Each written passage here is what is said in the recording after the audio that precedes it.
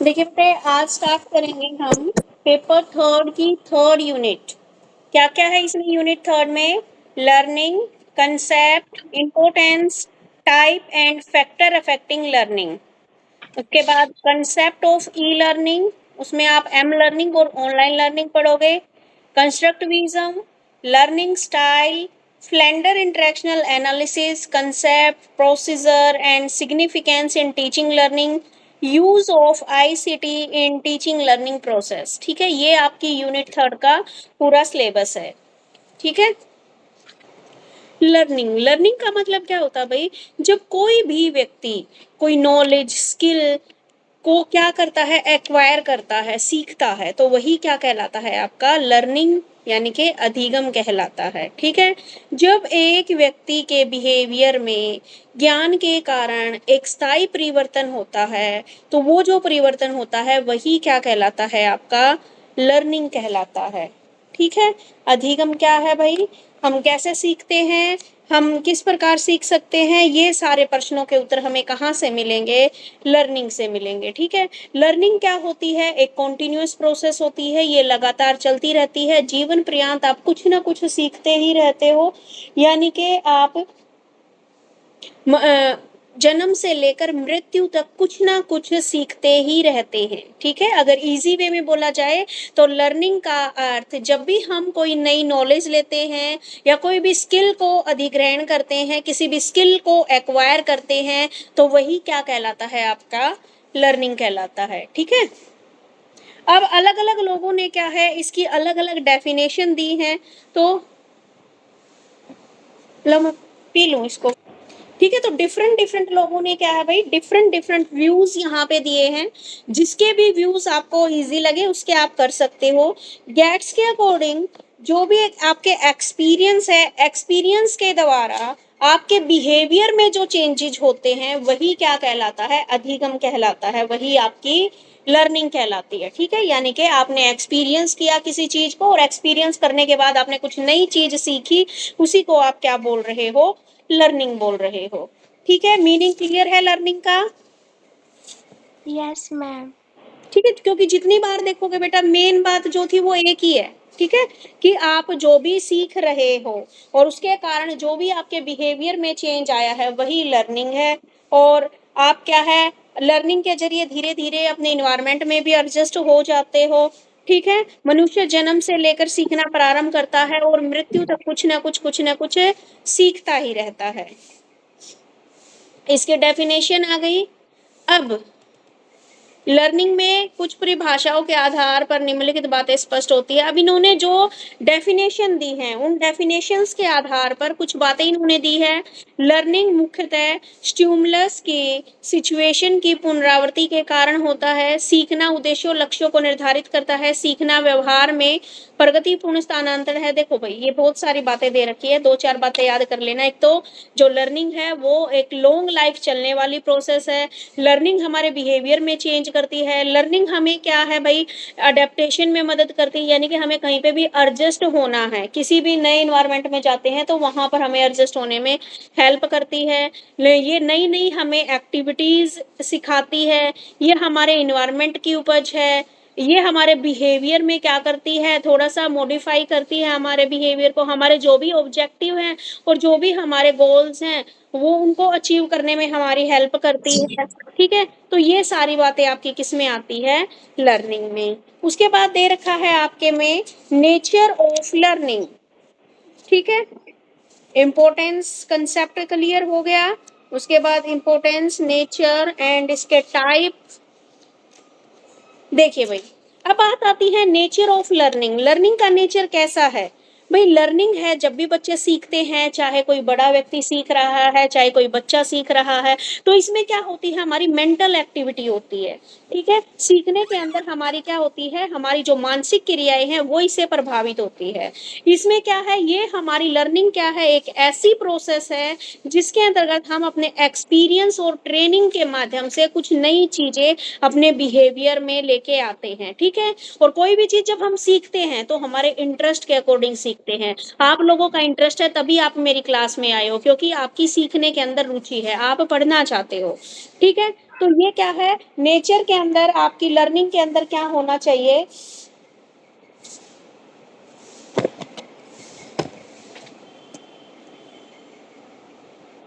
ठीक है। तो ये बहुत ही पॉइंट। हाँ जी आस्था, मैम वो लर्निंग टॉपिक आज मुझे कराना था ना। आपको बेटा लर्निंग स्टाइल, मैंने लर्निंग का कर रखा था। कोई बात नहीं, फिर बता दो, आप बता दो, कोई दिक्कत नहीं, मैं लर्निंग स्टाइल बता दूंगी। Okay ma'am, thank you. Ma'am can I start? Yes बेटे। Okay, good morning to everyone. Today I will speak and explain to everyone about learning. First we start with introduction. कि learning होता क्या है? Learning का मतलब होता है सीखने की प्रक्रिया, यानी अनुभव, पढ़ाई या सिखाए जाने के माध्यम से ज्ञान, कौशल और समझ हासिल करना। लर्निंग वह प्रक्रिया है जिसके द्वारा व्यक्ति नया ज्ञान, कौशल, आदतें और व्यवहार सीखता है तथा पहले से मौजूद ज्ञान से सुधार करता है। यही प्रक्रिया जन्म से शुरू होकर पूरे जीवन तक चलती रहती है। किसी व्यक्ति से व्यवहार में परिवर्तन जो किसी विशेष परिस्थिति में उसके बार बार के अनुभवी के कारण होता है। जब कोई व्यक्ति किसी स्थिति को बार बार सामना करता है तो वह उस अनुभव से कुछ सीखता है। इस सीखने के कारण उसके व्यवहार में बदलाव आ जाता है। अगर एक बच्चा, जैसे हम एग्जाम्पल ले तो अगर एक बच्चा बार बार गर्म चीज को छूकर जल जाता है तो वह सीख जाता है कि उसे गर्म चीज नहीं छूनी चाहिए। लर्निंग को सीधे तौर पर नहीं देखा जाता कि लर्निंग ये व्यक्ति के कार्यों के पहचाना जा सकता है। मनुष्य बाकी सभी चीजों से ज्यादा और अलग अलग तरीके से सीखने में शामिल होती है। भाषा के उपयोग के माध्यम में हम उन चीजों को भी सीख सकते हैं जिन्हें हमने ना तो अनुभव किया है और ना ही कभी देखा है। इसका मतलब है कि लर्निंग के कारण व्यक्ति के व्यवहार में धीरे धीरे सुधार होता रहता है और वह अपनी इच्छा को पूरा करने के साथ साथ अपने लक्ष्य हासिल कर पाता है।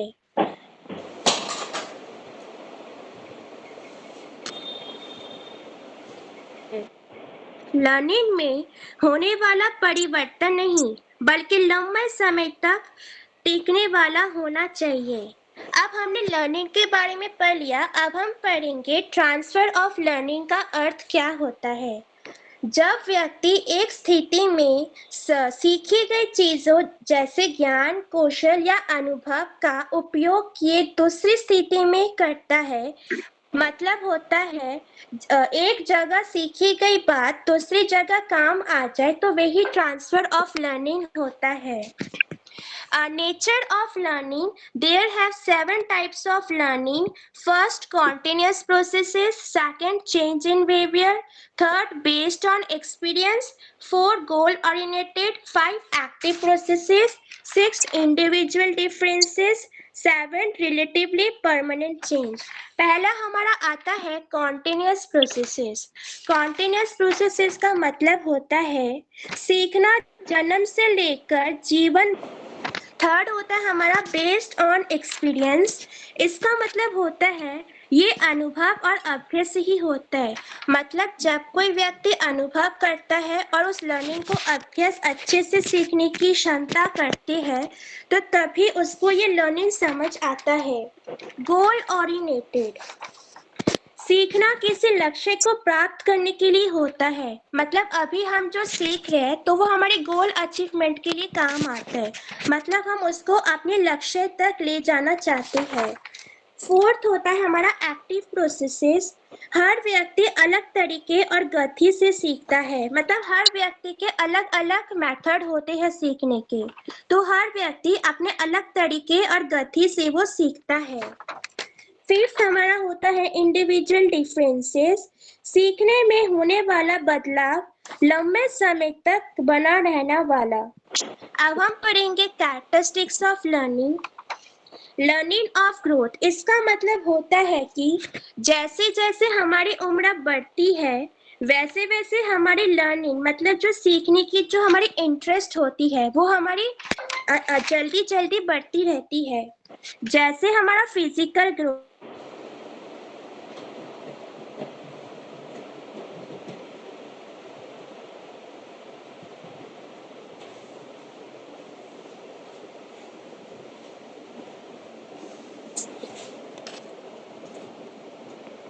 एक एडजस्टमेंट होता है।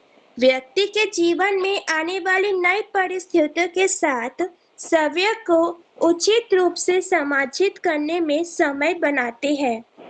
जैसे कि सीखना व्यक्ति को नई परिस्थितियों के अनुसार खुद को डालने में मदद करता है। लर्निंग इज पर्पसफुल, लर्निंग एक पर्पसफुल होता है। लर्निंग हमारे लक्ष्य मुख होते हैं। हम केवल वही चीजें सीखते हैं जो हमें अपने लक्ष्य तक पहुंचाने में मदद करती है। लर्निंग एक एक्सपीरियंस होते हैं। जीवन में हमें अच्छे और बुरे दोनों प्रकार से अनुभव मिलते हैं। लर्निंग इज गेनिंग इंटेलिजेंस, मतलब सोच समझ के गई पढ़ाई से हमें अच्छा अनुभव मिलता है। मतलब अगर हम पढ़ाई अच्छे से पढ़े और इंटरेस्ट से पढ़े तभी हमारी बुद्धि बढ़ती है। मतलब लर्निंग, अब नेक्स्ट पॉइंट होता है learning is both social and individual. मतलब लर्निंग सोशल भी है और इंडिविजुअल भी है। इसका मतलब होता है जैसे हर व्यक्ति समाज का सदस्य होता है और वे अपने मित्रों, रिश्तेदारों, माता पिता तथा सहपाठियों के प्रभाव में आता है। अब हमारा नेक्स्ट पॉइंट होता है learning is the product of the environment. मतलब पर्यावरण व्यक्ति के विकास और बुद्धि में एक महत्वपूर्ण भूमिका निभाते हैं। बच्चे का शारीरिक, सामाजिक और भावनात्मक विकास उसके परिवर्तन में मौजूद बदलाव और लोगों द्वारा निर्धारित होता है। इन सभी का मानव के सीखने पर प्रभाव पड़ता है। इसलिए यही कहा जाता है कि सीखना उसके पर्यावरण परिणाम में होता है। इसका मतलब ये होता है कि जब तक व्यक्ति शारीरिक और मानसिक रूप से तैयार नहीं होता तब तक वह कुछ चीजें सही तरीके से सीख नहीं सकता। अगर किसी व्यक्ति में सीखने का इच्छा होती है मतलब इंटरेस्ट, तो वह जल्दी और बेहतर सीखता है। अगर छात्र को अच्छे अंक लाना इच्छा होता है तो वह ज्यादा मन लगा के पढ़ाई करेगा। अब हमारा नेक्स्ट टॉपिक आता है लर्निंग एक लाइफ लॉन्ग प्रोसेस होता है। मतलब जीवन के प्रत्येक चरण में सिखाना हर व्यक्ति के जीवन का एक महत्वपूर्ण हिस्सा होता है। सीखना ही एकमात्र ऐसी चीज है जिसके मन कभी संत नहीं होता, ना ही कभी हारते हैं, ना ही कभी पछतावा होता है। नई चीजें सीखना हमारे जीवन का एक अलग न किए जा सीखने वाला हिस्सा होता है। ये हमें नई चीजें को अलग अलग और आसान तरीके से हल करने के लिए करता है।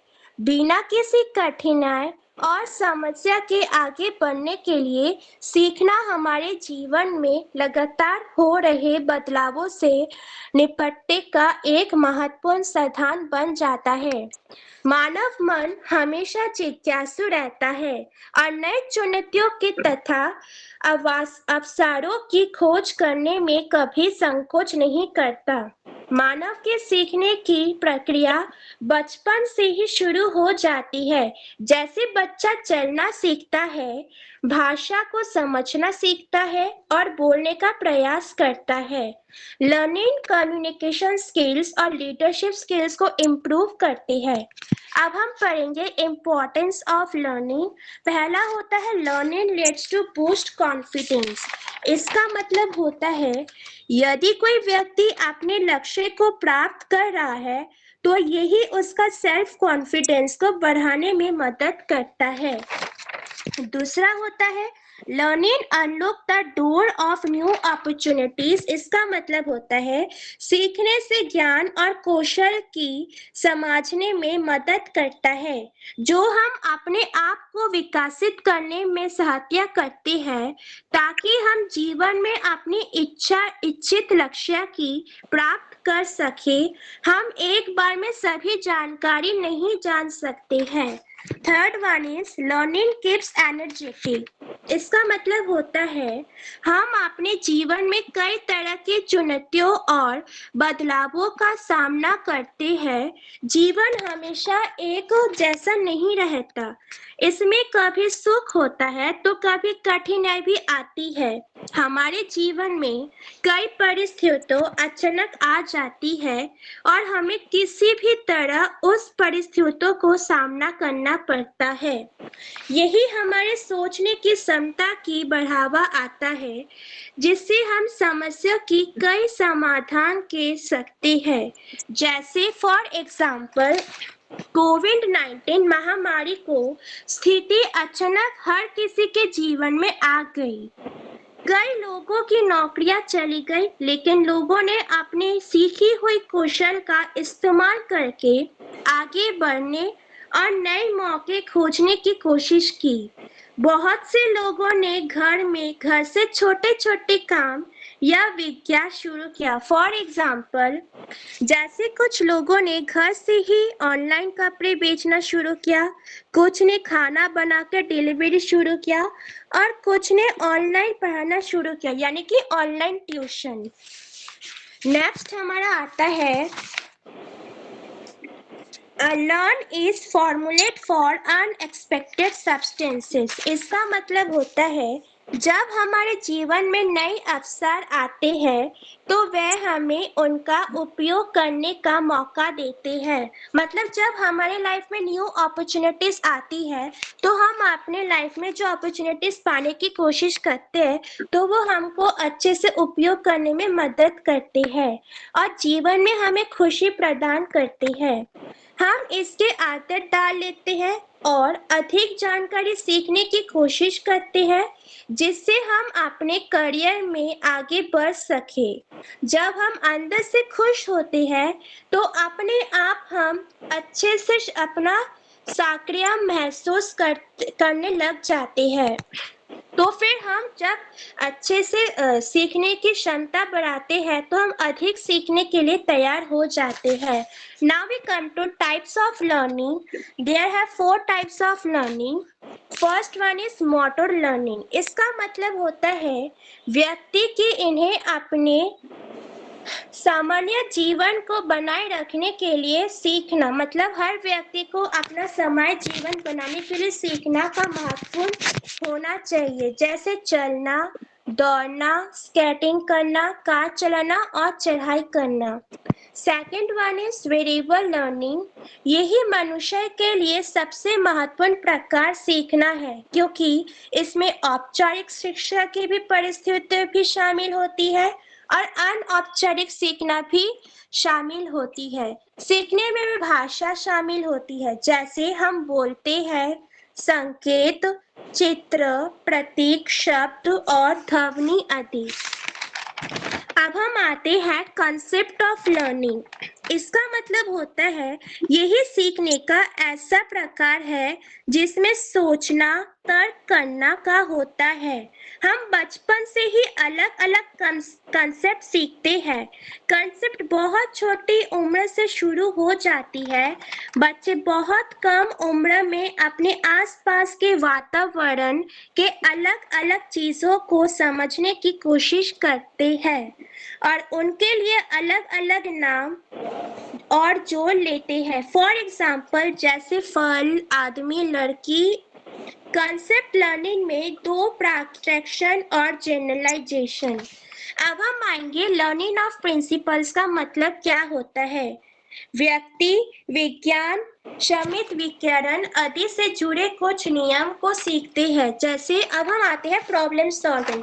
अब आप लोग को नाम से तो पता ही चल रहा है प्रॉब्लम सॉल्विंग का मतलब क्या होता है। मतलब जो प्रॉब्लम हम सॉल्व करते हैं, मतलब यही एक उचित स्तर की सीखने की प्रक्रिया है जिसमें सोचने, सुनने, देखने, कल्पना करने और नए विचार बनाने जैसे जुड़े हुए उपयोग करना पड़ता है। यही लोगों द्वारा सामना को जाने वाली कठिन समस्या को दूर करने में मदद होती है। Now we come to factors affection of learning. There are mainly three factors. First, personal factors. Second, teacher related factors. Third, content and method related factors. So first we start with personal factors. इसमें होता है learner related factor, मतलब सीखने वाला व्यक्ति किसी भी से सीखने का काम सबसे महत्वपूर्ण होता है। वह कैसे भी सिखाया गया या किसी खास सीखने की प्रक्रिया से क्या हासिल करेगा, ये उसकी अपनी विशेषताओं और सीखने के तरीके पर निर्भर करता है।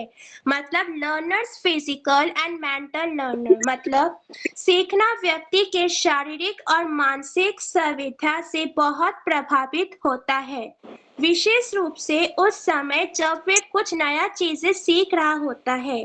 B, level of aspiration and achievement motivation. इसका मतलब होता है कि किसी व्यक्ति का अपना लक्ष्य जैसे वे हासिल करना चाहता है तो वह उस चीज को हासिल करके ही छोड़ता है।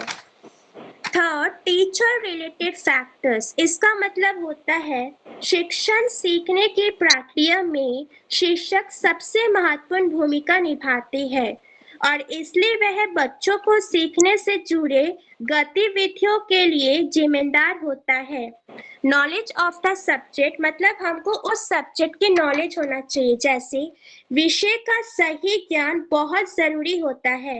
शिक्षक का ज्ञान अनुभव और भूमिका सिखाने की प्रक्रिया की बहुत परिवर्तन करते हैं। अब हम जानेंगे टीचर का बिहेवियर कैसा होना चाहिए।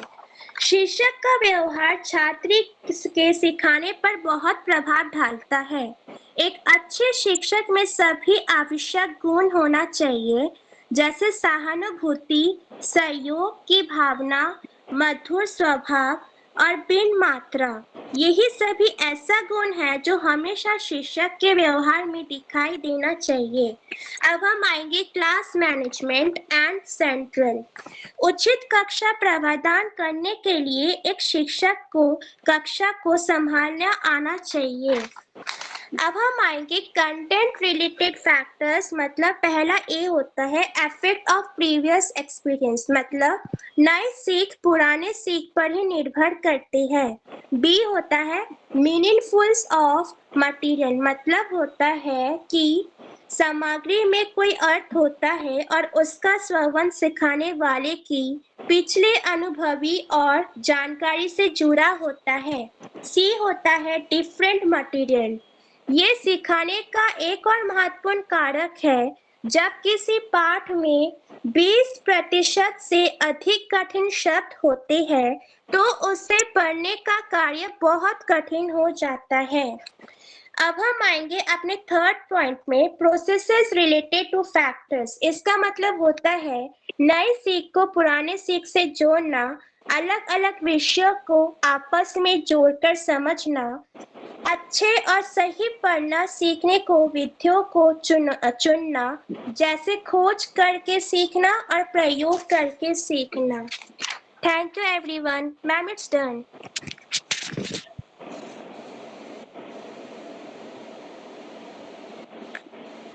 वेरी गुड बेटे, समझ में आया भाई लर्निंग का कंसेप्ट? Yes ma'am. लर्निंग है हाँ जी, तो उसकी जो ऐसे मीनिंग है, उसके बस की डेफिनेशन है, फिर इम्पोर्टेंस है, हाँ फीचर्स है, फिर हाँ। कॉन्सेप्ट्स वगैरह, इसका क्वेश्चन में ये सारा लिखना होगा। बेटा सबसे इसमें देखो, इसमें अगर पेपर में क्वेश्चन, अगर हम अच्छी इन्वायरमेंट से, बच्चा हर तरह से सीख सकता है। जैसे हम बड़े हैं, हम भी बहुत तरह से सीखते हैं चीज़ों को लेके। हाँ मैं जी, मेरा जो मेरी थिंकिंग है, मेरी थिंकिंग के अकॉर्डिंग ये होता है कि इन्वायरमेंट पे बहुत ज़्यादा मैटर करता है हाँ लर्निंग जी, बिल्कुल करता है।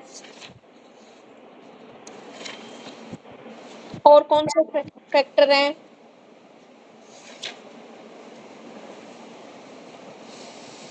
जैसे मैम फॉर एग्जांपल हम मूवीज देखते हैं, उसमें बैड हैबिट्स भी होती हैं, गुड हैबिट्स भी होती हैं, तो डिपेंड करता है हमारे ऊपर कि हम उसमें से क्या कैच कर रहे हैं। हाँ जी। देखो, अब फैक्टर अफेक्टिंग में मैं बता देती हूँ एक बार। आपकी लर्निंग को एक तो आपका जो पर्सनल फैक्टर है वो अफेक्ट करते हैं, यानी कि आपके व्यक्तिगत कारक प्रभावित करते हैं। और दूसरा क्या है, आपके इन्वायरमेंटल फैक्टर, 106 पेज पे बेटा फैक्टर अफेक्टिंग और इन्वायरमेंटल फैक्टर है, ठीक है, जो आपकी लर्निंग को अफेक्ट करते हैं। फैक्टर अफेक्टिंग में क्या आ गया आपका, एक तो आपके पर्सनल फैक्टर में, एक तो आपका आ गया परसेप्शन, आपको किसी चीज को देखने का नजरिया कैसा है, ठीक है, वो आपको अफेक्ट करता है। दूसरा, अगर आप मान लीजिए थक जाते हो, ऊब जाते हो, तब भी आप नहीं सीख सकते। आपकी एज और जो मैच्योरेशन है वो भी क्या करती है, इफेक्ट डालती है। जब बच्चा क्या होता है, ज्यादा मैच्योर नहीं होता तो वो चीजों को इतना जल्दी नहीं सीख पाता, ठीक है। जब वह मैच्योर होता जाता है तो चीजों को वह क्या है, उसको रटने की जरूरत नहीं, वो अपने आप सीखने लग जाता है। आगे इमोशनल कंडीशन कैसी है उसकी, सीखने की क्वालिटी कैसी है, उसकी स्पीड कैसी है, ये भी अफेक्ट डालते हैं। दूसरा, इंटरेस्ट, आपका इंटरेस्ट है तभी आप सीख पाते हो, जबरदस्ती आपको कोई कुछ नहीं सिखा सकता। उसके बाद है मोटिवेशन, आपके अंदर कितना मोटिवेशन है। अगर आप मोटिवेटेड हो तो आप चीजें बहुत जल्दी सीखते हो, अगर आप मोटिवेटेड नहीं हो तो आप चीजें क्या है, थोड़ा लेट सीखते हो, ठीक है। उसके बाद मोटिवेशन में आपका क्या आ सकता है, रिवॉर्ड आ सकता है, और आपको कोई भी मान लीजिए दंड दे सकते हैं। मान लो आपने काम नहीं किया तो आपकी पिटाई हो गई, या फिर आपने बहुत अच्छा काम किया तो आपको क्या है, उसका रिवॉर्ड मिला। तो ये भी क्या करते हैं, आपकी सीखने के ऊपर अफेक्ट डालते हैं। किसी ने आपकी बहुत प्रशंसा कर दी, ठीक है, या निंदा कर दी, तो ये भी चीजें आपको प्रभावित करती हैं, ठीक है। किसी ने आपको अप्रेज कर दिया, आपकी बहुत ज्यादा प्रशंसा, तो आप क्या है, वो और ज्यादा मोटिवेटेड हो जाते हो कि अगली बार मैं इससे भी ज्यादा अच्छे तरीके से करूंगा, ठीक है। उसके बाद आते हैं आपकी इंटेलिजेंसी, आईक्यू लेवल। आपका आईक्यू लेवल भी आपको इफेक्ट करता है। कैसे इफेक्ट करता है, आईक्यू लेवल ये बताता है कि आप कितना अच्छे से, ठीक है, आईक्यू लेवल जितना अच्छा होगा उतनी जल्दी आप सीख पाओगे। अगर आपका आईक्यू लेवल सामान्य से कम है तो आप चीजों को धीरे सीखते हो। उसके बाद है आपकी अभिक्षमता, आपका एप्टीट्यूड कैसा है, ठीक है, किसी भी उसको सब्जेक्ट को सीखने की इसकी आपके अंदर कितना एप्टीट्यूड, कितनी अभिक्षमता है, कि कितनी लंबे समय तक आप चीज को याद रखते हो, ठीक है। तो ये सारी चीजें। और इन्वायरमेंटल फैक्टर में क्या क्या है, आपका इन्वायरमेंटल में है आपका फिजिकल इन्वायरमेंट कैसा है, क्लास का इन्वायरमेंट कैसा है, आपका सोशल इन्वायरमेंट कैसा है। क्योंकि जैसा इन्वायरमेंट होगा, मान लीजिए आपका घर का इन्वायरमेंट पढ़ने का नहीं है तो आप नहीं पढ़ोगे। स्कूल क्लास का इन्वायरमेंट ऐसा है, शोर शराबा है हर जगह, कोई कहीं से कूद रहा है, कोई कहीं से, तो ऐसे इन्वायरमेंट में भी नहीं पढ़ा जाएगा, ठीक है। ऐसे इन्वायरमेंट में भी आप नहीं सीख सकते, क्योंकि आपका ध्यान क्या है, आप कंसंट्रेट नहीं कर पाओगे। आपकी सोशल इन्वायरमेंट कैसा है, अगर आपके चारों तरफ, यानी कि आपके घर, आपके बाहर भी, आस पड़ोस में भी सब मान लीजिए कुछ ऐसा इन्वायरमेंट है जहां पर पढ़ाई की कोई वैल्यू ही नहीं है, तो आपके अंदर भी वही धारणा आ जाएगी, आपके अंदर भी सीखने की चीजों को लेकर कोई ज्यादा अच्छा रुझान नहीं होगा, ठीक है। उसके बाद आप देखते हो, जैसे हमारे घर का इन्वायरमेंट मान लीजिए फार्मिंग है, तो बच्चे बड़ी जल्दी सीखते हैं उस चीजों को, ठीक है। आपके घर में मान लीजिए किसी का फादर या मदर डॉक्टर है, तो बच्चा उन चीजों को भी सीख जाता है, ठीक है। तो हमारा जो इन्वायरमेंट है वो भी चीजें हम क्या है, देख के सीख सकते हैं। उसके बाद है आपका टीचर, जो आपके टीचर की पर्सनैलिटी है, वो भी आपके टीचर का विषय पर कैसी कमांड है, टीचर की क्या है कम्युनिकेशन स्किल्स कैसी है, टीचर का बिहेवियर कैसा, यानी कि कुछ चीजें क्या है आपके टीचर के ऊपर भी डिपेंड करती है, कि एक टीचर आपके सब्जेक्ट को इंटरेस्टिंग भी बना सकता है और वही टीचर आपके सब्जेक्ट को बोरिंग भी बना सकता है, ठीक है। तो टीचर की पर्सनैलिटी, उसकी सब्जेक्ट के ऊपर कमांड कैसी है, या उसकी कम्युनिकेशन स्किल्स कैसी हैं टीचर की, या फिर टीचर का बिहेवियर कैसा है, उसका पढ़ाने का टीचिंग मेथड बड़ा अच्छा है जो बच्चों को समझ में आता है, तो बच्चों का इंटरेस्ट क्रिएट होता है। और चाइल्ड सेंटर जो एजुकेशन है उसके ऊपर यहाँ पर बल दिया गया है, तो ये भी आपके ऊपर इफेक्ट डालते हैं। तो ये कुछ चीजें थी हमारा। इसी प्रकार जो लर्निंग में जो आपके कम्युनिकेशन मीडियम है वो भी प्रभावित करते हैं आपको, ठीक है। जैसे अगर मान लीजिए अभी आप सीखना चाहते हो लेकिन बीच में किसी का कनेक्शन कट हो गया, ठीक है, तो बैरियर आ गया बीच में, तब भी आप नहीं सीख पा रहे, ठीक है। तो ये आपके जो कम्युनिकेशन मीडियम है ये भी आपको इफेक्ट डालते हैं। तो ये कुछ फैक्टर अफेक्टिंग थे जो आपको क्या करते हैं, आपकी लर्निंग को प्रभावित करते हैं। Clear everyone? Yes ma'am. Thank you बेटे। उसके बाद आता है concept of e learning. Swati yes ma'am. करके लायो बेटे। Yes ma'am. Okay start. Good morning, everyone. Today's topic is e-learning, m-learning, and online learning. First of all, e-learning. What is the meaning of e-learning? E-learning का पूरा नाम है electronic learning. इसका अर्थ होता है इलेक्ट्रॉनिक माध्यमों जैसे इंटरनेट, कंप्यूटर, मोबाइल के जरिए से जो हम एजुकेशन प्राप्त करते हैं उसको हम ई-लर्निंग का प्लेटफॉर्म कहते हैं। जैसे कि आज का जो टाइम है, आज की जो इस टाइम में हर यह शिक्षा एक आधुनिक और प्रभावी तरीके का बन चुका है। मतलब कि आज के टाइम पे मोस्टली सारी एजुकेशन जो भी होती हैं वो हम इलेक्ट्रॉनिक लर्निंग के द्वारा हम जो सीखते हैं। इसमें सबसे पहले पढ़ाई केवल स्कूलों, अगर मैं पहले की बात करूँ, हिस्ट्री टाइम की बात करूँ, पहले हमारे टाइम पे क्या होता था कि स्कूलों, कॉलेजों, कोचिंग सेंटर सिर्फ हम वहाँ पे जाकर ही पढ़ सकते थे। हमारे पास कोई भी डिजिटल गैजेट्स नहीं होते थे जिसकी वजह से हम पढ़ सकते थे। इसके कारण लेकिन अब क्या हुआ है, आज के टाइम पर क्या हुआ कि आजकल इलेक्ट्रॉनिक लर्निंग का टाइमिंग आ चुका है जिसके जिसके कारण हम घर बैठे अच्छी एजुकेशन प्राप्त कर सकते हैं। इसकी अगर मैं हिस्ट्री की बात करूं, ई लर्निंग की शुरुआत कंप्यूटर इंटरनेट के विकास में के साथ हुई थी। 1980 के टाइम में इंटरनेट के आने के बाद ऑनलाइन शिक्षा का विस्तार हुआ। जब ये इलेक्ट्रॉनिक मतलब कि ई लर्न इंटरनेट जब आया वो 1990 में आया था। 2000 के बाद वेबसाइट्स का प्लेटफॉर्म बना।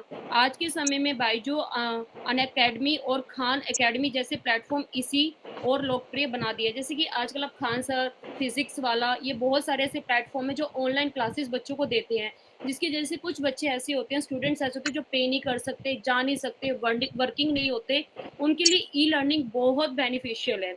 इसके दो टाइप्स होते हैं। ई लर्निंग के दो टाइप्स होते हैं। सिंक्रोनस लर्निंग, इसके अंदर क्या होता है, टीचर और स्टूडेंट आपस में कनेक्ट होते हैं, एक दूसरे से जुड़े रहते हैं। जैसे फॉर एग्जांपल जैसे हम लोग अब क्लास में ले रहे हैं, जैसे मनीषा मैम हमारे साथ कनेक्ट है, तो ये सिंक्रोनस लर्निंग के अंदर आता है। एक सेकंड इसका टाइप होता है असिंक्रोनस, जिसके अंदर सिर्फ क्या होता है, इसमें छात्र अपनी सुविधा के अनुसार पढ़ता है। जैसे कि रिकॉर्डिंग क्लासेस देख ली हमने और वीडियोस देख ली नाइट में, या जब हमारे पास बिल्कुल हम सो रहे हैं या हम फ्री टाइम पर हम इसको पढ़ते हैं। इसमें हमारे एक टाइम फिक्स नहीं होता, हम टाइम टेबल के अकॉर्डिंग नहीं चलते हैं। इसकी दो टाइप्स में आता है। जो इसके मोड्स होते हैं, मतलब कि ई लर्निंग के जो मोड्स किस किस टाइप से हम पढ़ सकते हैं, इसमें वीडियो लेक्चर्स होते हैं, ई बुक्स आ जाती हैं, ऑनलाइन टेस्ट आ जाते हैं, मोबाइल ऐप्स आती हैं और वेबसाइट्स आते हैं। अब मैं इसकी बात करूँ फायदे, इसके एडवांटेजेस क्या होते हैं। ये कन्वीनियंट है, मतलब कि सुविधाजनक है, छात्र कहीं पे भी पढ़ सकते हैं। समय की बचत, फर्स्ट ऑफ ऑल भी बिल्कुल सच बात है। अगर हम कहीं क्लास फिजिकली अगर हम कहीं क्लास लेकर जाते हैं, अगर हम फिजिकल कहीं पे भी क्लास लेने जाते हैं तो उससे हमें टाइम निकालना पड़ता है, हमें उसके अकॉर्डिंग अपने आप को प्रिपेयर करना पड़ता है। बट इलेक्ट्रॉनिक ये इंटरनेट के जरिए से हम क्या घर बैठे और अपना टाइम के अकॉर्डिंग अपनी क्लास ले सकते हैं। कॉस्ट इफेक्टिव भी है, कम खर्चा आता है, इसमें हमारे पैसे नहीं लगते हैं, सस्ता पड़ता है हमें। सेल्फ पेस्ड, और हम अपनी सेल्फ गति से पढ़ सकते हैं। देखिए अपनी गति के अकॉर्डिंग जितनी हमारे अंदर इच्छा है हम उतना पढ़ सकते हैं, कोई प्रेशराइज नहीं होता। Fifth is variety of courses. ये इंटरनेट में हम किसी भी टाइप का कोई भी कोर्स इजीली पढ़ सकते हैं। इसके नुकसान क्या हैं, डिसएडवांटेजेस क्या आ जाती हैं। अगर आपके पास इंटरनेट की फैसिलिटीज़ नहीं है तो आप पढ़ नहीं सकते। और सेकंड फॉर एग्जांपल मेरे ही एग्जांपल, अभी जैसे मेरा फ़ोन बज रहा है बार-बार, तो मतलब कि इसमें हम अपना ध्यान भटका रहे हैं, हम फोकस नहीं कर पाते, तो कहीं न कहीं वो प्रॉब्लम हमें आती हैं। और इसमें कम और सोशलाइजेशन, यस, इंटरनेट के अंदर सबसे बड़ी प्रॉब्लम ये आती है जब हम ऑनलाइन क्लासेस लेते हैं। अभी तो हम बात कर रहे हैं आपस में इजीली, बट जैसे हम फिजिक्स वाले जैसे खान सर की अगर हम रिकॉर्डिंग क्लासेस लेते हैं, उस समय हमें प्रॉब्लम ये आती है कि हमारा सोशलाइजेशन नहीं हो पाता, हम बच्चों से मिल नहीं पाते, कम्युनिकेशन स्किल में प्रॉब्लम आती है, हम सिर्फ सुनते हैं वहाँ पर बैठ के। और फोर्थ इज तकनीकी समस्याएं, नेटवर्क और डिवाइस की दिक्कत आ सकती है, हर किसी के पास हर तरह की फैसिलिटीज नहीं होती क्योंकि हर तरह का स्टूडेंट हर टाइप से आता है। इसके जो इम्पोर्टेंस होते हैं, इसकी इम्पोर्टेंस ये है कि जो विलेजेस में, जो ग्रामीण क्षेत्रों में जो लोग रहते हैं, वहाँ पे हम एजुकेशन ईजिली पहुँचा सकते हैं। जैसे गाँव के लोग हैं, आ नहीं सकते, डेली अप डाउन नहीं कर सकते, वो इंटरनेट के थ्रू ईजिली पढ़ सकते हैं। काम करने वाले लोग, ऑफिस से बहुत से लोग क्या है कि कम एज में अपनी फैमिली प्रॉब्लम के कारण अपनी स्टडी पूरी नहीं कर सकते थे, बट वो काम करने लग जाते हैं। तो आज इंटरनेट ने क्या उनको फैसिलिटीज़ दी है कि वो अपना काम भी करते रहे, साइड बाय साइड अपनी पढ़ाई भी करते रहे। उससे क्या वो अपना प्रमोशन कर पाते हैं ईज़िली और नई स्किल सीख पाते हैं, वो अपने आप को प्रमोट कर सकते हैं। जैसे फॉर एग्जांपल कोविड-19 के समय पर बच्चों की सबकी स्टडी रुक गई थी, बट इंटरनेट नहीं होता तो हम अपने बच्चों को नहीं पढ़ा सकते थे। वहाँ पे क्या वो एजुकेशन स्टार्ट रही है। फ्यूचर में ई-लर्निंग का है कि जैसे कि अभी फ्यूचर की बात की जाए, अभी एआई आ चुका है। एआई ये भी क्या इंटरनेट ही है, इसके आधार पे हम एजुकेशन ले सकते हैं। जैसे हमारे पास बहुत सारी फैसिलिटीज़ हैं, वर्चुअल रियलिटी है, उसके बाद पर्सनलाइज्ड लर्निंग, हम इसमें अपने आप को पर्सनलाइज कर सकते हैं। आने वाले समय में शिक्षा और भी अधिक डिजिटल और इंटरैक्टिव हो सकती है। बिल्कुल सच बात है, आने वाले टाइम में। और अभी हमें पता है कि चाइना कितने मतलब बहुत आगे, सबसे आगे चाइना ही चल रहा है, क्योंकि वो सारा इलेक्ट्रॉनिक डिजिटल माध्यम से ही काम करता है। इसका जो कंक्लूजन है ई लर्निंग का, ये ई लर्निंग शिक्षा का एक आधुनिक और सरल और प्रभावी तरीका है। ये ना केवल छात्रों को सुविधा देता है, बल्कि शिक्षा को सभी तक पहुंचाने में मदद करता है। बिल्कुल सच बात है, ये हमें फैसिलिटीज़ भी दे रहा है और हर किसी के पास ईज़िली एजुकेशन पहुंच भी रही है। हालाँकि इसके कुछ नुकसान भी होते हैं, लेकिन सही उपयोग से देखने में शिक्षा सीखने का एक बेहतरीन साधन बन गया है ये। ये बिल्कुल सच बात है कि हमें इसके ज़रिए से बहुत ईज़िली हम अपनी पढ़ाई पूरी कर पा रहे हैं, अपना एजुकेशन कंप्लीट कर पा रहे हैं। अब इसका सेकंड टॉपिक है एम लर्निंग। एम लर्निंग का मीनिंग होता है मोबाइल लर्निंग। मोबाइल उपकरणों जैसे स्मार्टफोन होते हैं, टैबलेट्स होते हैं, इसके माध्यम से जो हम शिक्षा प्राप्त करते हैं, इसको हम एम लर्निंग कहते हैं। इसकी डेफिनेशन की अगर मैं बात करूं, एम लर्निंग वह प्रक्रिया है जिसमें विद्यार्थी मोबाइल डिवाइस का उपयोग करके कहीं भी और कैसे भी सीख सकता है। इसकी जो फीचर्स होते हैं, मोबाइल आधारित शिक्षा, हम अपने मोबाइल पे कोई भी जो उससे रिलेटेड जो मोबाइल में जो हम शिक्षा हमें प्राप्त हो रही है, हम वो सीख सकते हैं। कहीं भी सीखने की सुविधा, हम जैसे कहीं पे भी जा रहे हैं, हमारे पास मोबाइल 24 घंटे अवेलेबल रहता है हमारी पॉकेट के अंदर। और हमारी लाइफ का सबसे मेन पार्ट आज के टाइम पे मोबाइल फ़ोन ही बन गया है, तो इसलिए हम उससे ईज़िली सीख पाते हैं। और हम माइक्रो लर्निंग, इसमें हम छोटे-छोटे लेसन्स को हम ईज़िली पढ़ पाते हैं और इसके अंदर हम ऐप्स डाउनलोड कर लेते हैं, जैसे कि इंग्लिश क्लासेस हुआ, हर कोई बच्चा इंग्लिश क्लासेस नहीं ले सकता, पर्सनैलिटी डेवलपमेंट की क्लासेस हैं, तो ये ईज़िली हम अपने मोबाइल से सीख सकते हैं। इसके जो फीचर्स होते हैं, ये अत्यधिक सुविधाजनक होता है, ये ईज़िली हमारे पास अवेलेबल है, क्योंकि आज के टाइम पे किसी इंसान के पास अनदर चीज़ें हो या ना हो, मोबाइल फ़ोन ज़रूरी है। चलते-फिरते हम सीख सकते हैं, बिल्कुल सच है कि हम कहीं पे भी घूमने जा रहे हैं, कहीं पे बैठे हैं नाइट में, जैसे कि हम कुछ भी देख रहे हैं, हम ईज़िली इससे सीख सकते हैं। और कॉस्ट इफ़ेक्टिव भी है कि इसमें प पैसा नहीं लगता है और इसमें हमें सडनली जो भी हमें कोई भी जैसे हमें कोई वर्ड मीनिंग नहीं आता, हम गूगल ट्रांसलेटर होते हैं, चैट जीपीटी है, एआई है हमारे पास, हम ईज़िली उसका मीनिंग रैप अप कर सकते हैं। इसकी लिमिटेशंस क्या होती हैं? स्क्रीन छोटी होती है, ध्यान भटक सकता है कि अगर हमारा माइंड, हम किसी और से बात कर रहे हैं, उस समय अगर हम स्टडी कर रहे हैं मोबाइल फ़ोन पर, तो हम नहीं कर पाएँगे। इंटरनेट, अगर हमारे फ़ोन, अगर घर पे वाईफ़ाई है, अगर हम उस पे कनेक्ट हैं और बाहर जा रहे हैं, हमारा अगर इंटरनेट नहीं हो पाया, बहुत से लोग नहीं कर पाते हैं, तो वहाँ पर हम अपनी स्टडी को कंटिन्यू नहीं कर सकते हैं। सेकंड फॉल आता है कि ऑनलाइन लर्निंग। ऑनलाइन लर्निंग का मतलब होता है इंटरनेट के माध्यम से दी जाने वाली शिक्षा की को ऑनलाइन लर्निंग कहते हैं। इसका मीनिंग है, ऑनलाइन लर्निंग वह शिक्षण प्रणाली है जिसमें शिक्षक और विद्यार्थी इंटरनेट के माध्यम से जुड़कर शिक्षा ग्रहण करता है। इसकी जो फीचर्स हैं, इंटरनेट आधारित शिक्षाएँ, जहाँ हम इंटरनेट के थ्रू जो भी हम लाइव क्लासेस लेते हैं, रिकॉर्डिंग क्लासेस लेते हैं, वो इंटरनेट की ऑनलाइन लर्निंग में सारा ये क्लासेस आती हैं। इसका ज़ूम होता है, गूगल मीट होता है, जैसे हम अभी क्लास ले रहे हैं, ये हमारा ऑनलाइन लर्निंग में आ जाता है। शिक्षक विद्यार्थी इंटरेक्शन, इसके अंदर क्या रहता है कि टीचर और स्टूडेंट एक दूसरे से कनेक्ट होते हैं। इसकी जो फीचर्स हैं, घर बैठे शिक्षा ले सकते हैं, समय की बचत, ये अगर मैं तीनों की अगर बात करूँ, ई लर्निंग, एम लर्निंग और ऑनलाइन लर्निंग, इसमें तीनों में कॉमन चीज़ ये आती है कि समय की बचत, टाइम टाइम बिल्कुल बच रहा है इसके अंदर। और ऑनलाइन लर्निंग का ये फ़ायदा है कि हम इसमें ऑनलाइन में कि हम वर्ल्ड वाइड जो भी हमारे कोर्सेज़ हैं, जैसे कि आउट ऑफ कंट्रीज़ के कोर्सेज़ हैं या हम कोई और अनदर लैंग्वेज सीखना चाहते हैं, हम ईज़िली इसमें सीख सकते हैं। अगर हम वहाँ नहीं जाकर सीख सकते, तो हम ऑनलाइन लर्निंग से ज़रिए से हम सारी क्लासेस ईज़िली अवेलेबल हमारे पास हो सकती है और हम वहाँ पे सीख सकते हैं। और इसकी जो लिमिटेशंस है, नेटवर्क समस्या, सेम तकनीकी ज्ञान की आवश्यकता, हमें टेक्नोलॉजी की अगर हमें नॉलेज नहीं है तो हम ये क्लासेस नहीं कर पाएंगे। सामाजिक संपर्क, सोशलाइजेशन हमारे पास इसमें कम होता है। कंक्लूजन आता है ई लर्निंग, एम लर्निंग और ऑनलाइन लर्निंग क्या है, आधुनिक शिक्षा के महत्वपूर्ण अंग हैं। ये शिक्षा को सरल, सुलभ और प्रभावी बनाते हैं। हालांकि इनके प्रभावी उपयोग के लिए तकनीकी संसाधनों और अनुशासन की आवश्यकता होती है। बिल्कुल सच बात है कि अगर तीनों जो लर्निंग्स हैं, अगर हमें इनका बेनिफिट चाहिए तो हमें इसके बारे में, इनकी टेक्नोलॉजी के बारे में, इनकी जो गैजेट्स हैं, इनकी जो हमें जिनकी संसाधनों की जरूरत है वो हमारे पास अवेलेबल होना चाहिए, तभी हम इनका बेनिफिट उठा सकते हैं, वरना नहीं उठा पाएंगे। That's it ma'am, thank you so much everyone. Very good बेटे।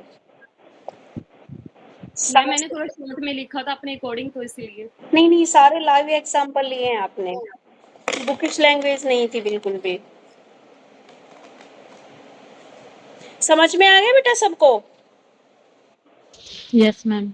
Yes ma'am. Very good. Yes ma'am. Ma'am मेरी ना एक कंफ्यूजन है। हाँ जी सोफिया बोलो। जैसे ई लर्निंग में हमें लाभ भी दिए हुए हैं, उसकी कमियां भी दी हुई हैं, तो एम लर्निंग में मतलब ये छोटे छोटे से पैराग्राफ दिए हुए हैं, इसी में सब इंक्लूड कर दिया पैरा में ही, अलग से नहीं बताया हुआ है। तो ऐसे ही करना है या फिर ई लर्निंग पर ही ज्यादा फोकस करना है? इसमें बिकॉज बेटा मैंने ये ओनली 4 मार्क्स के अकॉर्डिंग लिखना है ये क्वेश्चन आपको। अच्छा, हाँ जी। ओके। तो मोस्टली मैम मैंने प्रीवियस ईयर्स के देखे, उसमें ई लर्निंग का ही पूछा हुआ है, तो हमें पहले डेफिनेशन देनी हाँ जी। है ना, उसके बाद में फिर हमें उसकी कमियां और लाभ लिख देने हैं 4 नंबर में। 4 नंबर में फिर तुम कमियां और लाभ लिखो ना, बस जस्ट एक पेज फिल करना है आपको 4 मार्क्स के अकॉर्डिंग, ज्यादा नहीं लिखना। और अगर 16 का आ गया तो? नहीं 16 का इतना लंबा बन नहीं रहा ना बेटा, 16 का आ गया तो फिर आपको एलोबरेट करके लिखोगे इसको। अच्छा फिर अच्छा, आप इसके ठीक है। जितने भी लाभ हैं, हानियां हैं, वो आप फिर हम्म, लॉन्ग लिख दोगे उसमें। उसमें फिर मैम हमें एक्सप्लेन करना पड़ेगा हर हाँ पॉइंट्स जी। को। Yes, okay ma'am, okay. हाँ जी दीक्षा बोलिए। मैम ये जो हमारी बुक है इसमें सिर्फ ई लर्निंग का ही है, जो एग्जाम नोट्स की बुक है, हाँ जी इसमें ऑनलाइन लर्निंग और एम लर्निंग का कोई भी पैराग्राफ नहीं है इंग्लिश में। बेटा ई लर्निंग में ही आते हैं ये। ई लर्निंग आप जो कर रहे हो ऑनलाइन मोड में ही तो कर रहे हो बेटे। यस मैम, बट कोई पैरा नहीं दे रखा। तो आप इसको ऐसा कर लेना ना, नेक्स्ट डे निकाल लेना, आपकी बुक में नहीं दे रखा तो। ठीक है, ओके मैम। हिंदी मीडियम में दे रखा ना ये ई एम लर्निंग और ये। यस मैम, दे रखा है। Yes ma'am. मेरी में भी ऑनलाइन लर्निंग का और एम लर्निंग मोबाइल लर्निंग है बेटा, छोटा सा इतना सा लिख रखा है। ई लर्निंग के ही पार्ट हैं आपके ऑनलाइन लर्निंग और एम लर्निंग। एम लर्निंग यानी कि मोबाइल लर्निंग इसको बोला गया, जिसको आप स्मार्टफोन या टैबलेट का यूज जिसमें करते हैं छात्र, ठीक है। और ऑनलाइन लर्निंग में क्या है, आप अदर जैसे लर्निंग मैनेजमेंट सिस्टम, आप और भी चीजें यूज कर रहे हो ऑनलाइन लर्निंग में, आपने अपना कंप्यूटर यूज कर लिया और कुछ यूज कर लिया, ठीक है। इंटरनेट के माध्यम से जो भी वर्चुअल प्लेटफॉर्म है, वीडियो लेक्चर, ठीक है, इवेल्युएशन, ये सारी चीजें उसके अंदर आती हैं ऑनलाइन लर्निंग के अंदर। एम लर्निंग में ओनली आपकी मोबाइल या स्मार्टफोन या टैब से आप जो भी सीखते हो।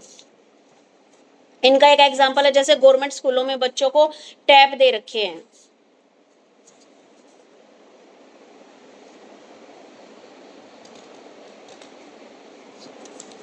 क्लियर है दीक्षा? Yes ma'am. ठीक है, उसके बाद आता है आपका नेक्स्ट टॉपिक कंस्ट्रक्टिविज्म, रचनात्मकतावाद या निर्मितवाद जिसको बोलते हो।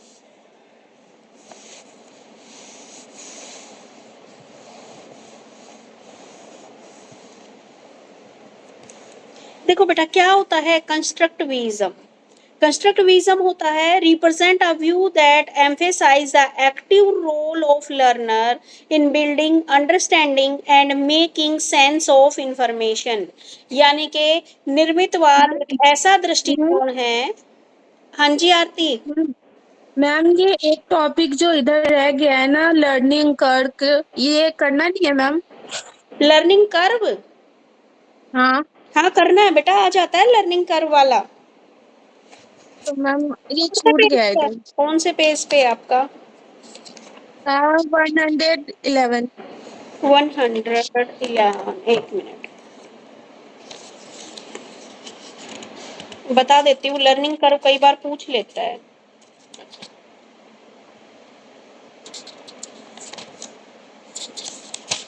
देखो बेटा, लर्निंग कर्व का क्या अर्थ है, ठीक है, इसके डेफिनेशन दीजिए और इसके टाइप को स्पष्ट कीजिए। लर्निंग कर्व, अधिगम वक्र, ये क्या है? हमारे जीवन में हमने जो भी बातें सीखी हैं, जो भी कार्य किए हैं, मान लीजिए आपने कार चलाना सीखा है या फिर आपने और पेंटिंग सीखी है, तो इन सब के सीखने की क्या होती है, जो गति होती है आरंभ से अंत तक एक जैसी नहीं होती। ये कभी तेज गति से सीखते हैं हम, कभी धीमी गति से। तो आपकी इसी गति को जब एक ग्राफ पेपर के जरिए रिप्रेजेंट किया जाता है तो वो क्या कहलाता है? लर्निंग कर्व कहलाता है। यानी कि कौन सी चीजें आप बहुत जल्दी सीख रहे हो और कौन सी चीजें क्या कर रहे हो, आप धीरे सीख रहे हो। अगर आप देखो तो अगर एवरी इंडिविजुअल की जो स्पीड होती है सीखने की वो अलग होती है। कोई बच्चा क्या है जिसका IQ लेवल बहुत ज्यादा है वो चीजों को बहुत जल्दी सीखता है, जिसका IQ लेवल कम है वो चीजों को धीरे सीखता है, ठीक है। तो लर्निंग कर्व हमें यही बताता है, हमारी सीखने की गति को दिखाता है कि हम कितना जल्दी किसी चीज को सीख पा रहे हैं या नहीं सीख पा रहे हैं, ठीक है। तो ये होता है आपका लर्निंग कर्व। अब डेफिनेशन क्या है आपका?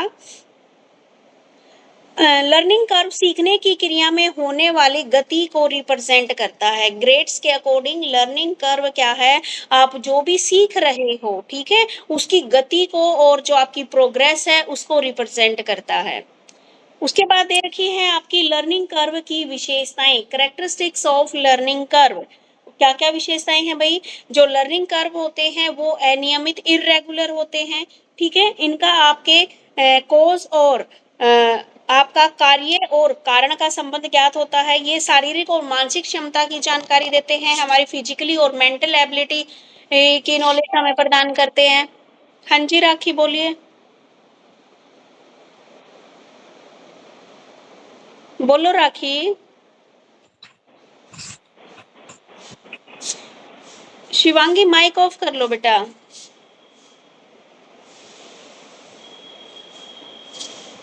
चलिए राखी, आपको कुछ नहीं पूछना तो मैं आगे चल रही हूँ।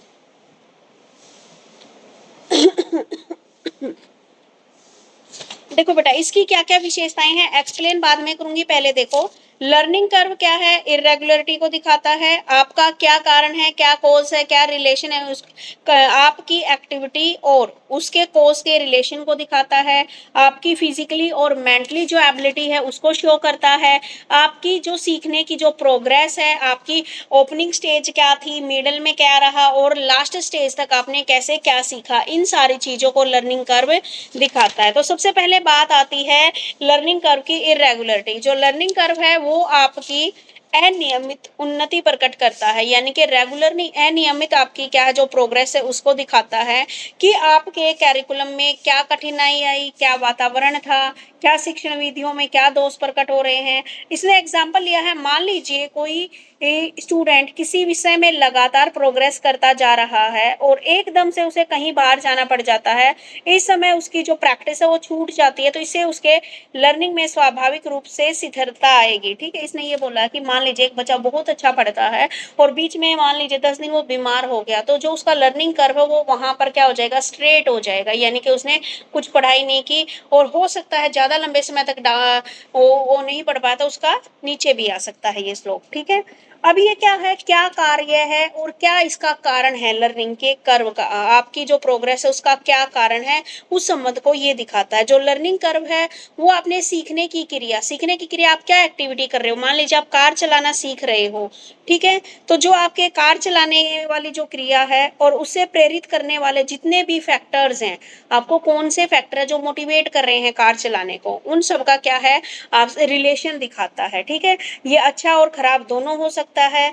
अधिक उन्नति होगी तो अवश्य ही संबंध अच्छा होगा, इसके विपरीत अगर आपकी प्रोग्रेस बिल्कुल ही अच्छी नहीं है तो इसका मतलब आप जबरदस्ती आपसे कार चलाना सिखाया जा रहा है, ठीक है, तो उसको दिखाता है। उसके बाद क्या है, है आपकी जो मेंटल एबिलिटी को भी दिखाता है। मेंटल एबिलिटी को कैसे दिखाएगा कि आप किसी चीज को कितने जल्दी से सीख रहे हो या धीरे धीरे सीख रहे हो। अगर आप जल्दी से सीख रहे हो तो आपका कर्व फटाफट प्रोग्रेस की तरफ ऊपर की तरफ बढ़ता है, और अगर आप धीरे सीख रहे तो आपका हो सकता है, या सीख ही नहीं रहे तो कांस्टेंट भी हो सकता है आपका कर्व। ठीक है, उसके बाद क्या है जो आपकी सीखने की प्रोग्रेस को दिखाता है, यानी कि स्टार्टिंग पॉइंट आपने कहाँ से शुरू किया था सीखना, और बीच में कहाँ तक उन्नति की आपने प्रोग्रेस की, और लास्ट पॉइंट तक आपका मान लीजिए जो कोर्स वर्क का जो टाइम पीरियड था उसके दौरान आपने लास्ट तक कितना सीखा। ठीक है। अब जो लर्निंग कर्व है उसमें कभी आप देखते हो ऊपर है, कभी नीचे है, सबकी बुक में दे रखा है, तो उसके उतार चढ़ाव के क्या कारण है? तो इसमें बहुत से कारण हैं जो आपके लर्निंग कर्व को प्रभावित करते हैं। जैसे या तो आप उत्तेजना, संतुलन, थकान, प्रोत्साहन, अभ्यास। उत्तेजना एकदम से एक क्या होता है भाई, आपके अंदर उत्तेजना होती है, उत्तेजना इनके कोई क्यूरियोसिटी होती है, आप कुछ चीजें सीखना चाहते हो। देखो आपके लोग मेरे साथ तो ये होता है, मान लीजिए कभी भी, या फिर कोई भी बच्चा है नई क्लास में जाता है ना, नई नई बुक्स को पढ़ने का बड़ा शौक होता है। 1 या 2 दिन उत्तेजना में वह पढ़ता है, क्यूरियोसिटी होती है उसको, पता नहीं क्या होगा मेरी बुक्स के अंदर। 2-4 दिन पढ़ेगा, नई नई बुक्स आएगी, फिर ठाके फेंक देगा उनको, यानी कि हाथ ही नहीं लगाएगा। तो ये है आपका उत्तेजना। तो ये स्टार्टिंग में तो बहुत स्लो बहुत हाई स्पीड दिखाएगा, और फिर से आपका जो स्लोप है वो डाउन होना शुरू हो जाएगा। ठीक है, जैसे मैं बताऊं, मेरी जब पीएचडी में एडमिशन हुआ बड़ा अच्छा लगा भाई, इतनी स्पीड पढ़ने की। 2-4 दिन तो पता नहीं कि मैं तो 10 दिन में ही पूरा सिलेबस कर दूंगी, और उस सिलेबस मैंने आज तक पूरा नहीं किया है। ठीक है, तो स्टार्टिंग में तो क्या होता है हमारे साथ भी ऐसा ही हुआ। मैम बीएड में एडमिशन लिया शुरू में। भाई वो Exactly, same. सबके साथ ही ऐसा ही होता है। स्टार्टिंग में तो ये होता है भाई, हमें किसी चीज का चाव होता है कि भाई हाँ पता नहीं मैं तो कितना पढ़ लूंगी, बहुत ईजी है। 2-4 दिन पढ़ के फिर जो वो हमारे अंदर की है ना, वो चीज शांत हो जाती है, फिर हम पढ़ते नहीं। तो उसके कारण क्या होता है, हमारे इसमें उतार चढ़ाव दिखाई देते हैं। दूसरा आपका संतुलन। संतुलन यानी कि कितना बैलेंस करके आप चीजों को पढ़ रहे हो या नहीं सीख रहे हो। ठीक है, तो वो दिखाता है आपका। थर्ड है आपकी थकान। अगर आप थक जाते हो, कई बार थकान क्या है आपकी, किसी भी वजह से हो सकती है, किसी बीमारी की वजह से थकान हो सकती है, या फिर आप अदर एक्टिविटीज में ज्यादा इन्वॉल्व हो। ठीक है, जैसे घर के काम हो गए, या किसी और चीज में आप जॉब वगैरह कर रहे हो तो भी थक जाते हो, तो भी आपका जो लर्निंग कर्व है वो इफेक्ट होता है। दूसरा है आपका प्रैक्टिस। अगर आप प्रैक्टिस अच्छा करते हो तो आपका पॉजिटिव रिजल्ट आता है। मोटिवेशन भी क्या है आपका, पॉजिटिव रिजल्ट लेके आता है। ठीक है, तो जो आपकी उत्तेजना है, थकान है, ये क्या है आपका नेगेटिव रिजल्ट भी लेके आती है। ठीक है, अब आता है आपके जो टाइप ऑफ लर्निंग कर्व हैं, ये इन्होंने क्या है 4 प्रकार के लर्निंग कर्व यहाँ पर इन्होंने बताए हैं। तो फर्स्ट वाला है आपका बिल्कुल सिंपल लर्निंग कर्व। हाँ बोलो बेटे। मैम जस्ट मुझे ना एक छोटी सी कंफ्यूजन हो रही है। ये कारण जो है इसके और जो विशेषताएं ये सिमिलर लग रही हैं, मतलब इसमें से डिफरेंशिएशन कैसे करेंगे हम? नहीं नहीं, विशेषताओं में तो ये बताया गया है कि जो लर्निंग कर्व है वो क्या दिखाता है आपका। ठीक है, अच्छा। उसको दिखाता है। और कारण में ये बताया गया है आपका कि किन कारणों से जो आपका लर्निंग कर्व है वो क्या है, कभी ऊपर जा रहा है, कभी नीचे जा रहा है। तो कौन कौन से फैक्टर हैं जो इसको प्रभावित कर रहे हैं, जिसके कारण ये ना तो कांस्टेंट हो पा रहा है, कभी बहुत ऊपर दिख रहा है, कभी बहुत नीचे दिख रहा है। ठीक है, तो उसमें मैम इसमें यस हाँ जी बोलिए। इसमें आपने जो फर्स्ट पॉइंट अभी एक्सप्लेन किया था ना कि अगर कोई स्टूडेंट है और वो हाँ जी। पढ़ रहा है कंटिन्यूअसली और वो एक दिन के लिए अगर कहीं चला गया तो उसकी पढ़ाई रुक जाती है, हाँ तो जी, क्या इसमें ये नहीं आता संतुलन में ये एग्जाम्पल? संतुलन में आप इससे जोड़ सकते हो, लेकिन इसने ये बताया लर्निंग कर्व की विशेषता ये बताती है कि जो हमने कर्व बनाया है वो हमें क्या क्या चीजें दिखा रहा है। ओके। ठीक है, आपने ना कभी सेंसेक्स या कभी जो भी स्टॉक मार्केट का होता है वहां पे आपने देखे हैं कि जो ग्राफ वगैरह होते हैं यस यस वो कभी यस, ऊपर जाते हैं, कभी नीचे कभी जाते हैं। नीचे जाता है, ठीक यस। है, अभी आप देखो सोने चांदी वाला, या आप ये वाला देखो। ठीक है, बाकी तो चीजें हम नहीं देखते, हम तो यही देखते हैं कि भाई सोना बढ़ गया घट गया, चांदी घट गई बढ़ गई, बस, और हमारे काम का कुछ नहीं है। और तो जो बिजनेस करते हैं उनके काम का है। तो वो क्या दिखाता है हमें, वो कर्व हमें दिखा रहा है कि जो आपका प्राइस बढ़ गया घट गया, ठीक है, उस चीज को दिखा रहा है। और फिर मैं पूछूं इसके उतार चढ़ाव के क्या कारण हैं, तो कारण में क्या आएगा आपका, एक तो हो सकता है भाई हमारा जैसे जो युद्ध चल रहा था, ठीक है, मिडल ईस्ट का, तो उसका भी इसके ऊपर इफेक्ट पड़ रहा था, या फिर हमारी मार्केट में क्या है उस चीज की ज्यादा डिमांड है उसके कारण भी इफेक्ट पड़ा है, ठीक है। तो वो है उसके जो कर्व आपका ऊपर नीचे हो रहा है उसके क्या कारण है, और जो कर्व आप दिखा क्या रहा है वो उसकी क्या है विशेषता है, ये क्या क्या बता रहा है हमें। एक तो बता रहा है कि जो हमारी लर्निंग कर्व है वो रेगुलर नहीं है, रेगुलर का मतलब बिल्कुल सीधा नहीं है, इरेगुलर है, कभी वो कैसे दिख रहा है, कभी तो बढ़ता हुआ दिख रहा है, कभी वो स्ट्रेट दिख रहा है, कभी वो नीचे गिरता हुआ दिख रहा है, ठीक है। ओके मैम, ओके, अब थैंक इसमें यू मैम। वेलकम बेटे, अब इसमें ना बेटा आपके 4 टाइप्स के इसने दिए गए हैं। फर्स्ट तो है बिल्कुल simple learning curve. Simple learning curve में क्या है, ये जो कर्व है सीखने की प्रगति को लगातार बढ़ते हुए व्यक्त करता है, ठीक है। ये देखो बिल्कुल सीधी नीचे से ऊपर तक दिखा रखी है, तो ये क्या है आपकी प्रोग्रेस को दिखा रहा है कि लगातार आप ऊपर बढ़ रहे हो। एक है आपका नेगेटिव लर्निंग कर्व, फिर है पॉजिटिव, और एक है आपका मिक्स लर्निंग कर्व। नेगेटिव में तो क्या है आपका ऊपर से नीचे की तरफ दिखा रहा है, ये जो लर्निंग कर्व है आरंभ से तो अधिक प्रोग्रेस दिखाई पड़ती है, और जैसे जैसे आप प्रैक्टिस के बढ़ने के साथ साथ आपकी प्रोग्रेस की गति भी क्या है शिथिल पड़ती जाती है, और अंत में वक्र एक सीधी रेखा या पठार के रूप में हो जाता है। और यह बताता है कि अभ्यास के फलस्वरूप अधिक उन्नति संभव नहीं है।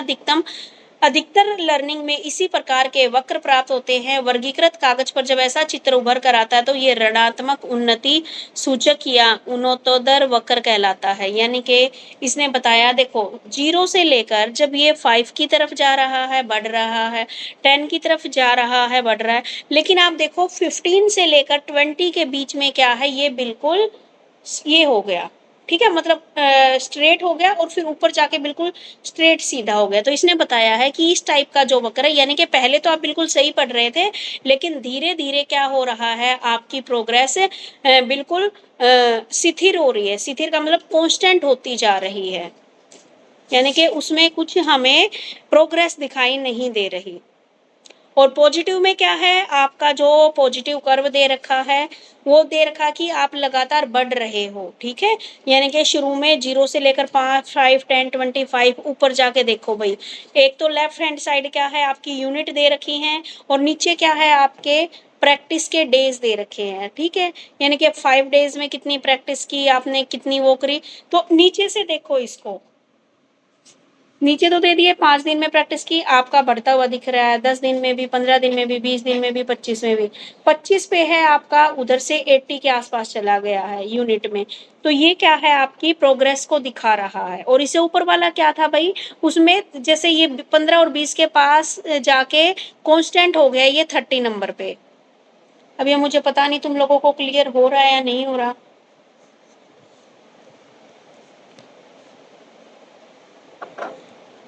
बेटा इसका क्लियर हो रहा है या नहीं हो रहा है, या सिर के ऊपर से जा रहा है लर्निंग कर्व? कर्व नहीं समझ में आ रहे मैम। कर्व नहीं समझ में आ रही, एक मिनट रुक जाओ।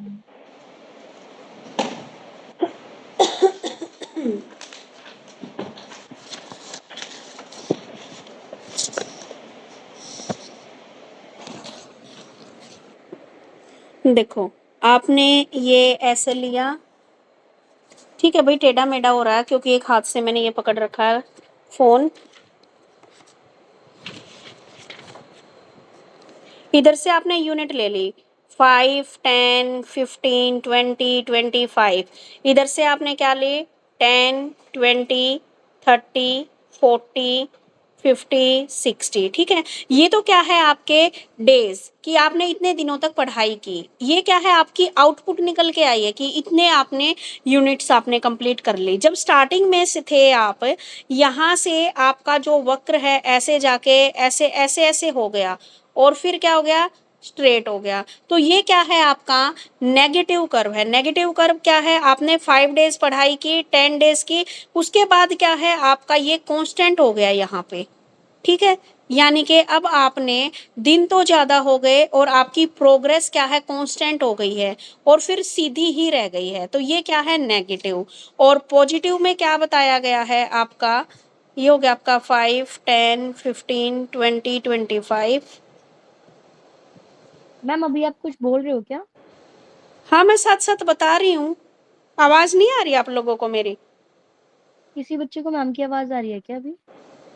नहीं, मैम की आवाज आव, नहीं। आवाज नहीं आ रही, ऐसे लग रहा था जैसे मैम समझा रहे हो एग्जैक्टली और ऊपर बोल रहे वाले हो। क्लास में, हाँ। हम्म। आई गेस मैम म्यूट पर और देखो अब ये क्या है आपका यहाँ शायद से, मैम का वो एक्सप्लेन कर रही हूँ बट माइक बंद है मैम। नहीं माइक तो मेरा ऑन है बेटे। ये जैसे ये प्रेजेंट करते हैं ना, जब मैं फोन ये करती हूँ कैमरा ऑन स्क्रीन शेयर, होता हाँ। है तो आवाज नहीं आती, पता नहीं क्यों। मैम आपका ना माइक्रोफोन का ना शेयरिंग में ना आई गेस आपने ऑन नहीं किया होगा, पता बिकॉज नहीं। अभी अगर मैं स्क्रीन शेयर करूँ तो मेरा माइक अगर ऑन है तो मैं स्क्रीन शेयर करते हुए बोल सकती हूँ। ओके भाई, मैं तो साथ साथ समझा रही थी। देखो मैम अब आप ऐसे कॉपी पे करके समझा दो, ऐसे ही हाथ में लेकर। अभी देखो मैंने ये तुम्हारे सामने बनाए, ठीक है, ये दिख गए थे आप लोगों को।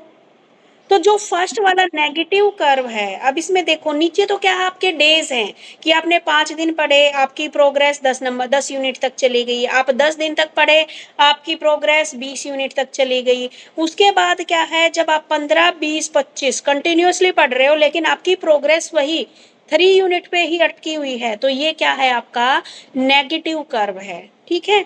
और दूसरा जो पॉजिटिव कर्व है वो ये बताता है कि आप लगातार आप 5 दिन पढ़े, 10 दिन पढ़े, 15 दिन पढ़े, 20 दिन, 25, नीचे डेज बढ़ रहे हैं तो ऊपर आपकी जो यूनिट है, यूनिट वाइज सिलेबस भी आपका ऊपर बढ़ रहा है। तो वो किसको दिखाता है, आपके पॉजिटिव कर्व को दिखाता है, यानी कि आपकी प्रोग्रेस को दिखा रहा है। यानी कि आप प्रैक्टिस कर रहे हो डे बाय डे, तो आपकी पर जितनी भी यूनिट है वो भी क्या है कंप्लीट होती जा रही है, ठीक है। कुछ क्लियर हुआ है या नहीं हुआ? यस ये जो मैम। यस ये जो मैम। ये जो मैम फोर्थ कर्व है, इसमें दोनों का मिक्स्ड कर्व है, ये नेगेटिव पॉजिटिव। हाँ इसमें मिक्स्ड कर दिया नेगेटिव पॉजिटिव। यानी कि पहले स्टार्टिंग में क्या कर दिया, बिल्कुल स्लो चल रहा है, फिर हाई हो गया मिक्स में, फिर स्लो हो गया, फिर हाई हो गया। यानी कि ये दिखा रहा है कि किसी दिन तो आप बहुत अच्छा पढ़ रहे हो, किसी दिन तो आप 4 घंटे पढ़ रहे हो, किसी दिन आप आधा घंटा पढ़ रहे हो, तो ये उसको दिखा रहा है। पॉजिटिव में सारी प्रोग्रेस दिखा रहा है आपकी, आप डेली पढ़ रहे हो, और नेगेटिव में वो कॉन्स्टेंट होता जा रहा है। हुआ क्लियर? Okay ma'am. नहीं, यस मैम, क्लियर है। ये जो सिंपल कर्व है उसमें मैम ये कौन सा है, पॉजिटिव नेगेटिव है? बेटा सिंपल कर्व में तो क्या बता दिया है डायरेक्ट। ये सच पूछो तो ये ना तो मुझे स्टार्ट पॉसिबल नहीं लग किया, रहा। इन्होंने तो ये देखिए, स्टार्ट ही नहीं किया। हाँ इन्होंने कहीं से दिखा ही नहीं रखा ना। एक सीधी रेखा खींच दी इसने, लगातार बढ़ते हुए व्यक्त करता है। ये कम, ये क्या है बहुत कम पाया जाता है, ये वाला जो है ना आपका सिंपल कर्व, ये बहुत कम पाया जाता है। क्योंकि बेटा देखो ये डायग्राम वो तो ऐसे ही करेगा ना, इसने तो ये शो यहाँ से कर रखा है, ये आपकी इसमें आ ही नहीं रहा,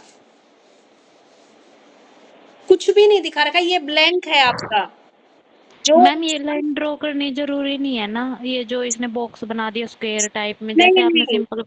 नहीं, स्क्वायर टाइप में नहीं करना है इसका। देखो जो आप सरल देख रहे हो ना, बिल्कुल सिंपल वाला, उसमें तो देखो आपके डेज 20 डेज नीचे लिख रखे इसने, 20 डेज के सामने इसने कुछ नहीं कर रखा, सीधा क्या कर दिया आउट ऑफ कर दिया। जब भी आपका कर्व स्टार्ट होता है तो आप जीरो से ही तो स्टार्ट करते हो ना, नीचे से ही। जीरो से थोड़ा सा ऊपर कर रखा है, जीरो से थोड़ा सा ऊपर करने का मतलब क्या है कि आपके अंदर इतनी तो प्रीवियस नॉलेज है, आप बिल्कुल जीरो नहीं हो, ठीक है। जो जीरो से थोड़ा सा ऊपर से स्टार्ट कर रखा है ना, इसका यही मतलब है बेटा कि आपके अंदर कुछ तो प्रीवियस नॉलेज है, आप बिल्कुल ब्लैंक नहीं बैठे। मैम तो ये जो सरल वाला है इसका मतलब कि हमें ये कैसे ड्रॉ करेंगे एग्जाम में, इसको इसका करने ग्राफ? इसका ग्राफ आपको ऐसे कर देना है, ये कंप्लीट मत बनाना, बस बना के खाली छोड़ देना है। जी कोई मैम लाइन जीरो से स्टार्ट। मतलब कोई नहीं लाइन है, ड्रॉ नहीं करनी। कोई लाइन ड्रॉ नहीं करनी इसमें, डेज लिख देना और यूनिट लिख देना बस।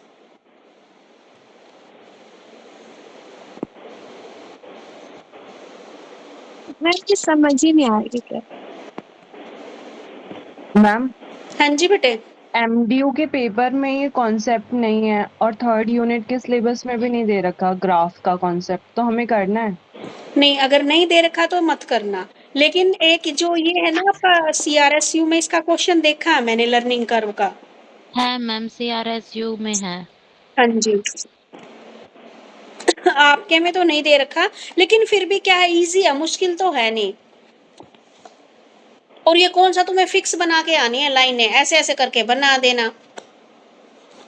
किसी को अगर पेपर में आ जाए ना, मैं वही मिलूंगी, मुझसे पूछ लेना, ओके मैम। ठीक है। Okay ma'am. आरती क्या पता तेरा वहां पे आए ना आए, तो तू क्लियर कर अपना। मैं पेपर में मिलूंगी। मेरा एमडीयू में ही है। जो नारायणा कॉलेज के जितने स्टूडेंट हैं उनके पेपर में ड्यूटी में मिलूंगी मैं, और किसी के में नहीं मिलूंगी। मैम मेरा भी वही कॉलेज है। हाँ बस, तो तेरे को मिल जाऊंगी मैं। ओके मैम, ये जो हमारा नेगेटिव जो वो है उन्नति सूचक कर्व, उसमें मैम इसमें हमारा कांस्टेंट रहेगा। हाँ, इसने थोड़ा सा बीच में कांस्टेंट दिखा दिया ना बेटा, यानी कि आपकी कुछ प्रोग्रेस नहीं हो रही। आप डेज तो आपके बढ़ गए, जैसे 10 तक तो थोड़ी सी क्या दिखा रखी थी कि प्रोग्रेस दिखा रखी है, उसके बाद बीच में आपका जो ये सीखने का जो लर्निंग जो पठार जो जहाँ पे लिखा गया है सीखने का पठार, वो कांस्टेंट हो गया आपका। उसके बाद मैम धीरे धीरे फिर ऊपर जा रहा है, हाँ इसका जी। मतलब धीरे धीरे प्रोग्रेस हो रहा है उसका। हाँ हाँ जी। ठीक है मैम। भाई मुझे तो ये कुछ मुश्किल लगा नहीं, एक इधर खींच के एक इधर खींच के अपनी मर्जी से बनाना, जो पॉजिटिव है उसमें ऊपर बढ़ा दो, जो नेगेटिव है उसमें नीचे की साइड कर दो। नेगेटिव में जरूरी नहीं कि आप यही बनाओ, आप नेगेटिव फॉर्म में भी दिखा सकते हो कि आप पढ़ रहे थे पहले तो, फिर आपने पढ़ना छोड़ दिया तो आपकी जो वो पढ़ने की है वो प्रोग्रेस नीचे की तरफ आ गई। मैम अपने हिसाब से बना सकते हैं ना फिर ये कर्व, ये जो ग्राफ है। हाँ जी, बना सकते हो। Okay ma'am. और एक एक बात बताऊं तुम्हें, तुम ये जो डेफिनेशन लिखोगे ना, डेफिनेशन में तुम्हें सबके नाम याद करने की जरूरत नहीं है। आपको जो नाम याद हो जाए, 3 या 4 यूनिट में आपको डेफिनेशन लिखनी है ना, तो उन 4 यूनिट में आप 4 लोगों के नाम याद कर लो, कोई भी 4 लोग, और डेफिनेशन अपने अकॉर्डिंग बना दो। ओके मैम, जो राइटर्स जिन्होंने अपने वो उस टॉपिक के उस टॉपिक का तो क्या पता किसने राइटर दिए हैं, सच्ची बताऊं जिनको पेपर चेक करने हैं उनको याद नहीं है। ठीक है, तो 4 मतलब मैम मेन पॉइंट लर्न करने हैं हमें, जैसे राइटर के नाम हो गए और डेफिनेशन अपने अकॉर्डिंग लिख दो। आप पता है क्या है, पूरे सब पेपर के लिए ही 4 राइटर्स के नाम याद कर लो बस। जैसे किसी में ग्रेड्स के अनुसार, किसी में स्किनर के अकॉर्डिंग, किसी में किसी के अकॉर्डिंग। हाँ, लेकिन जब स्पेसिफिक किसी का नाम दे रखा हो ना कि ब्रूनर का कंसेप्ट अटेनमेंट मॉडल लिखिए, तो वहां पर ब्रूनर के अकॉर्डिंग लिख देना, अकॉर्डिंग टू ब्रूनर। ठीक है, उसमें किसी और का मत लिखना। ये है कहने का मतलब, क्योंकि भाई जब हम पढ़ते थे ना, हम भी बड़ा डरते थे कि पता नहीं मैं ये गलत ना हो जाए। तो हमारी जो प्रोफेसर थी ना, तो उन्होंने यही बताया था, बेटा हमें 20 साल हो गए पढ़ाते हुए, हमें आज तक एक भी उसका नाम याद नहीं हुआ। तो बोले चेक तो हमें ही करने हैं पेपर। तब जाके पता लगा, हो हम तो वैसे ही डर रहे थे।